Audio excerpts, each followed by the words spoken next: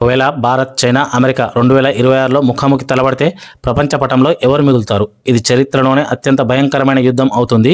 China దగ్గర ప్రపంచంలోనే అతిపెద్ద నేవీ ఉంది. అమెరికా దగ్గర అత్యంత ఘాతుకమైన ఎయిర్ ఫోర్స్ ఉంది. ఈ రెండూ తలపడినప్పుడు పసిఫిక్ మహాసముద్రం మండిపోతుంది. అమెరికా తన టెక్నాలజీతో చైనాపై పైచేయి సాధిస్తుంది. కానీ చైనా యొక్క భారీ సైన్యాన్ని ఓడించడం అంత సులభం కాదు.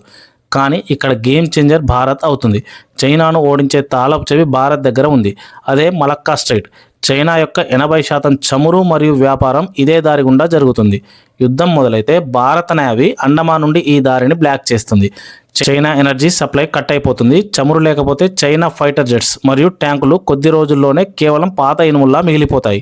అమెరికా మరియు చైనా కొట్టుకొని ఒకరినొకరు బలహీనపరుచుకుంటారు. కానీ తన స్మార్ట్ స్ట్రాటజీ మరియు లొకేషన్ కారణంగా భారత్ ఆసియాలో కొత్త ఏకైక సూపర్ పవర్గా అవతరిస్తుంది. భారత్ యొక్క ఈ శక్తి గురించి మీ అభిప్రాయాన్ని కామెంట్ చేయండి. ఇలాంటి అమేజింగ్ ఫ్యాక్ట్స్ కోసం ఛానల్ను సబ్స్క్రైబ్ చేయండి.